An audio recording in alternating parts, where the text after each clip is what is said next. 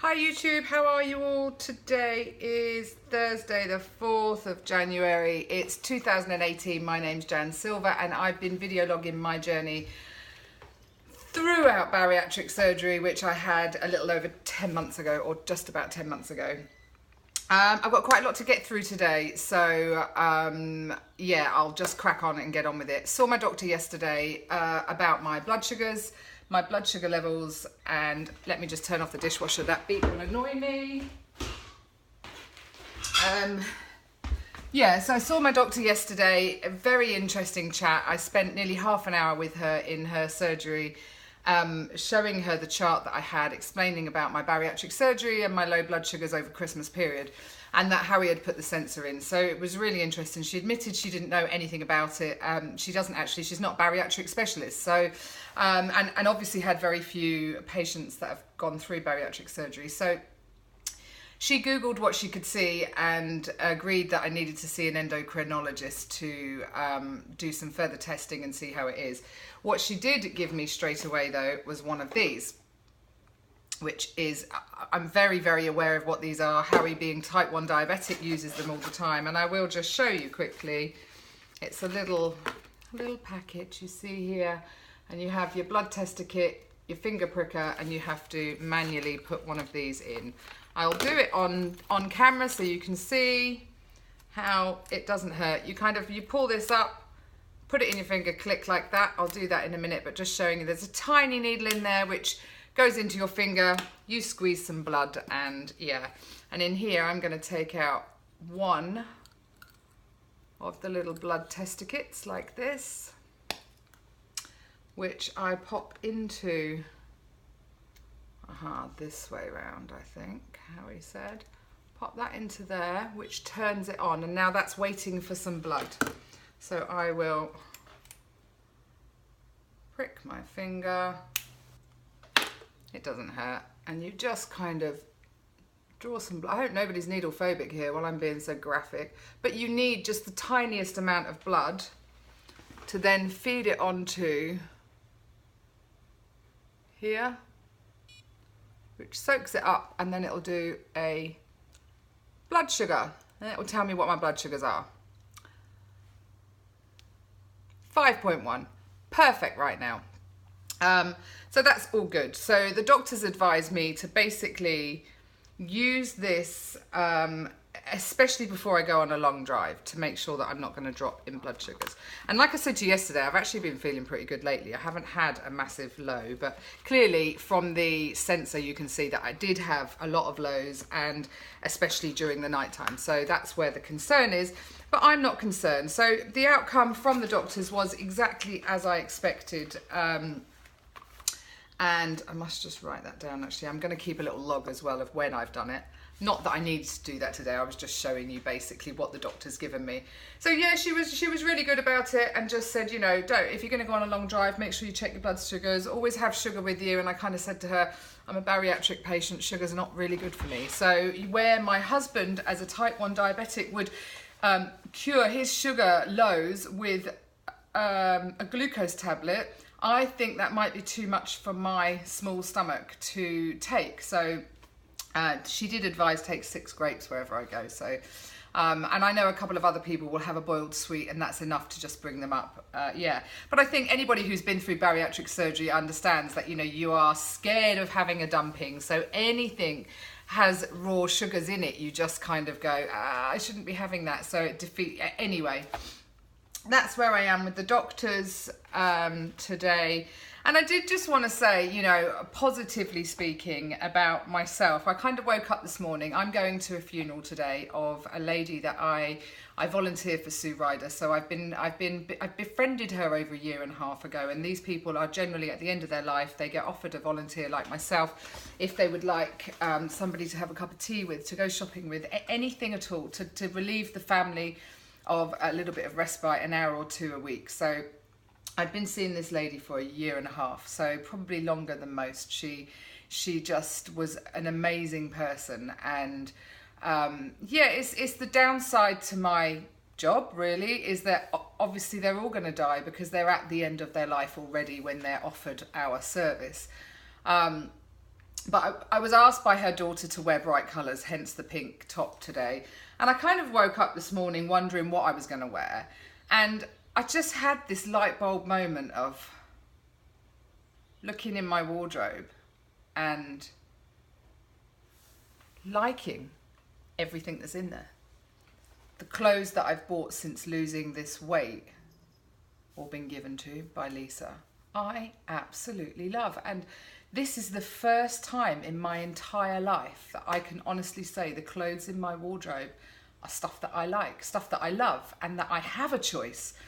You know, 6 stone ago, 10 months ago, I had more jeans than anything. I had long sleeve tops, like rugby tops, t-shirts, not really feminine. They were just to cover me. They were an item of clothing because I had to wear clothing. It wasn't that I had a choice over what I was going to wear. So, you know, my positive message in this video today is just, I never quite realised how that would feel to have a wardrobe full of clothes that what am I going to wear today? In a nice way, rather than, just bung your jeans on. I actually only own 2 pairs of jeans now. I had jeans after jeans after jeans because they were my staple, and tops, and that was basically it. And now I've got a wardrobe full of dresses and feminine tops, and yeah, just 2 pairs of jeans. So that is it's a light bulb moment for me today, in thinking that I didn't realise how this journey was going to go. I never really envisaged it because I'm always scared of failure, and I never really thought that I could lose 6 stone, let alone any more. So watch this space. Let's wait and see. You know, my poor husband though is probably well out of pocket paying for the surgery, and now I want all these new clothes. Mind you, luckily it's been the sale, so it's not been too bad, and I am a bargain hunter at the end of the day. Anyway, that's that. I've got a few more minutes to talk about. I've got a couple new followers here, guys, or not new even. Somebody contacted me this morning. There's a couple of people reached out. Ow, I've just squashed my finger. This is where I don't do fancy editing, you see, because I won't edit that out. You get me, warts and all. Swearing and all, everything goes wrong, it doesn't matter. Anyway, back to my subscribers, followers, and people that are reaching out looking for support. One guy this morning, I won't mention any names, I'm not quite sure how he wants to be, you know, and anyway, he's reached out to me, and I think the most interesting thing for me about everybody's story is how unique it is. Yes, we have one end goal in mind, which is to lose weight, but there are different reasons why we want to lose weight. It's not always cosmetic. A lot of the time it's medical. So this guy this morning has written to me. He's a type 1 diabetic. Interesting, because my husband's type 1 diabetic, but he has become insulin resistant. I'm not quite sure what that means, other than the insulin really isn't taken to his body, and if his pancreas isn't working and producing insulin, that's got to be pretty fucking mad. So he's been advised to go down the gastric bypass route through the NHS, but he's really fearful about afterwards and the malabsorption, obviously. So one of the most known things about gastric bypass is the malabsorption.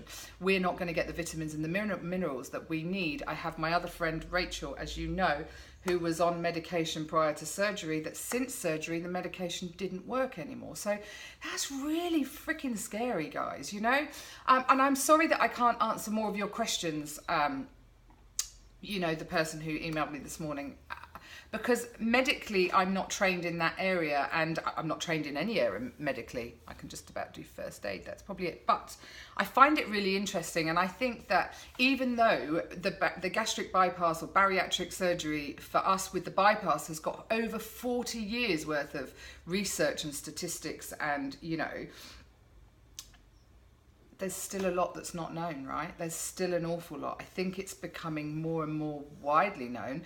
So my question to you guys, my followers on YouTube, I know I've got a few people in America too. I have put a post out on Instagram this morning and asked, does anybody know of a type 1 diabetic that has had bariatric surgery? Now, there probably are some, I just haven't come across any, and I'd almost like to connect this person with somebody that's been there and done it. Although, is it asking too much? Is there a type 1 diabetic insulin resistant person that's had bariatric surgery? Now that's asking a lot, but who knows? I can only put it out there and ask you guys to see, because you might know of somebody that knows of somebody, and I'd love to put this chap in touch with somebody that can do it.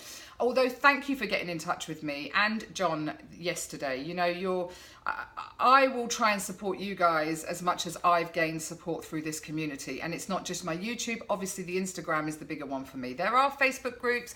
I don't really go into the Facebook groups. That doesn't really do it for me. I'm more instant with Instagram and pictures and the instant online support that you can get from that. I put a post out there, I get my questions answered instantly, and I know any of you would if you cared to join that kind of community.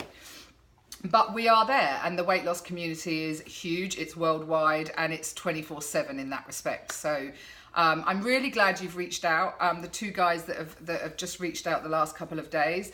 And please, again, don't hesitate to contact me through my Instagram, private message, through YouTube, and, you know, hopefully maybe we can meet up one day and we'll see how you're all going. The NHS seems to be offering bariatric surgery a lot more, whether people get their operations. I've just got all of that across for all of you, because I can't, like I said before about Claire, who's now day 3 on her LRD.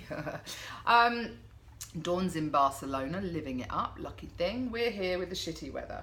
So no walk for me this morning, no exercise, but I'm okay with that. It's not very often I get up, put my dressing gown on and sit in front of the telly, and I actually did that this morning with a cup of coffee and watched crap TV. Celebrity Big Brother's on, and I'm all about Celebrity Big Brother.